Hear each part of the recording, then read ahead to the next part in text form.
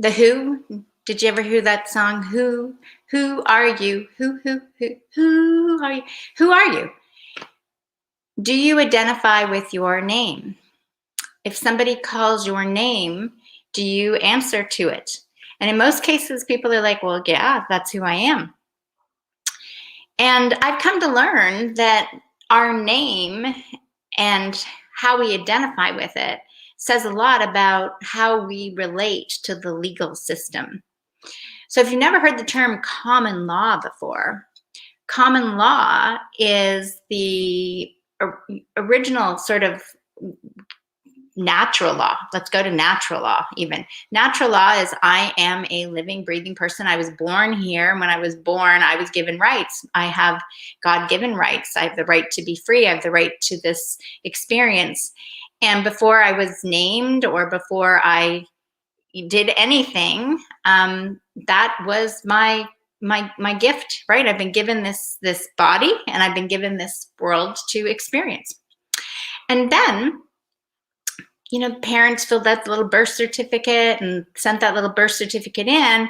And then this birth certificate became the identity, right? Your birth certificate becomes this thing you need to provide for your driver's license, for your passport, for everything. It's like, can you show me who you are? And basically, when you're showing who you are, you're then saying, this is who you are. And that piece of paper is not who I am. That birth certificate is not who I am. I am this body. So in identifying with who you are, it really puts you in a whole other realm of possibility. And it's very interesting because right now, all our systems and structures are based on the fact that you're considered a person. And if you look up the legal definition of like a person is used in statutes and acts in legal form. And a person is basically in the conversation of legalities. So if you look at any of your, in Canada, any of the emergency acts right now that have been enacted, they're enacted to all persons. You know, check your act. It might be to individuals, but it's to all persons usually. All persons are being told to do these things. All persons is this identity of that little birth certificate that you had. I'm a living, breathing soul. And in that experience, I am separate from the person and that little corporate identity. I'm not a corporation. And I'm not engaging or consenting or dealing with any corporations or service bureaus or corporations of the existence in that. Did I know that? Did my parents know that? Did you know that? Were you aware of that? That essentially we've created, not you and I, we, but the global we or our ancestors and things. We can talk about names of names, but the system was created after the Great Depression of how we now have all this legal system. And you know, even when you look on your websites or anything here, terms and conditions and the things you need to read to get through, you usually need to get a lawyer, right? Like in that sense, if you really want to know what you're saying, you're buying a house, you need a lawyer. There's so many issues and what words mean, and it's up for interpretation. And even when you go to court in a situation, you've seen people that look like they're guilty and then they've gotten off because it depended on who was the better, lawyer, etc. So it isn't the same as if as a living, breathing human woman, man, child, however it is, our natural tendency is to be loving and kind. That's who we are. When you're connected, that's who you are. You're a source consciousness expression. You're a divine expression, and you want to love and care for people and take care for people. And the last thing you want to do is commit harm on anybody. It's the last thing you want to do. However, if you look at a lot of how the world has been portrayed, it's about divide and conquer. So I remember when I did the first set of Global Party interviews in 2017, I heard stories of divide and conquer, Catholics versus Protestants, whites versus blacks, and this rich versus poor. This is how we've been raised, divide and conquer. And in that divide and conquer, there is this great big concept of who each of us is in this and who do we identify with. Well, every single person matters. Every single person is unique. Every single person has this moment in time right now. And in this moment in time right now, you get to decide what it is you want to do, what it is you're feeling guided to do. And for those of you that are feeling that love and peace and harmony and unity and blessing, you want more of that in your life, and you want to connect with more people like that. And you want to share the love of creativity or dance or expression. You want to build co-creative, fun-loving communities that are prosperous, businesses that, that interact and that are exciting and passionate.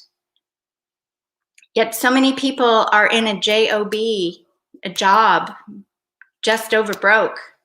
And then there's all these other people that seem to be running our world that it's very clear over this past year, they're all getting paid and they're all making decisions that are affecting our freedoms,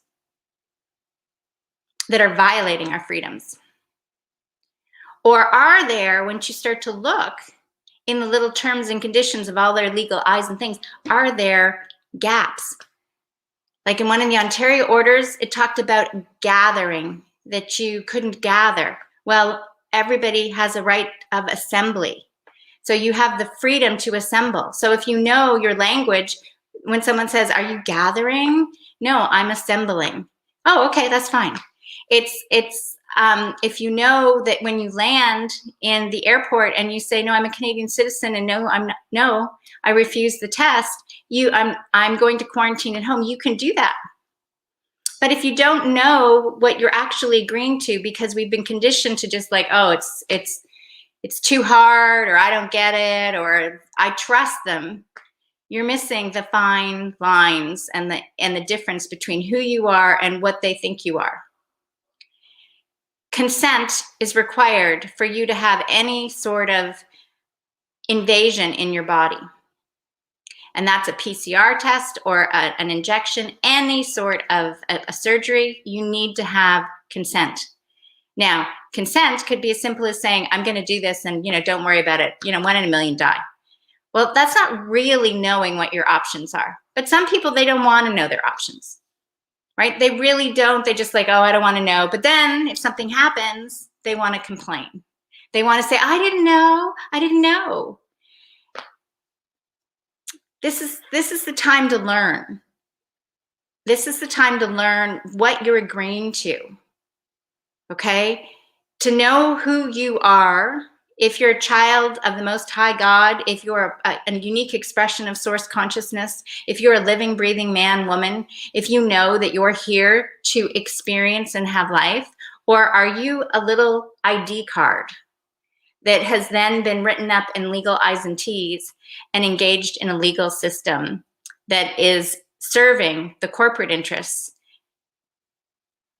and skipping the individuals? So for a lot of people, there's been a wake-up call here about what's been going on. A lot of us, including me, just kind of went through life thinking, well, really, yeah, the governments do these things. We can change parties. We can vote in someone else. We're democratic, right? We're democratic. That's freedom. We got the right to vote. We go from one party to the other. And yeah, you know what? Somebody gets off here. Somebody bribes here. You know it. You feel it. This shifts there. But we just kind of went, what can we do about it? Well, now we're doing something about it. Millions of people all over the world are doing something about it. They're learning who they are. They're waking up to fully creative, conscious creation. That's knowing that healing comes from within. That means wealth creation comes from within, that the universe is magic and wonderful. And these systems and structures that we thought were real and limiting are falling apart. How it's all going to transform, who knows? But that's part of the journey. I just feel that so many people right now are complaining about things.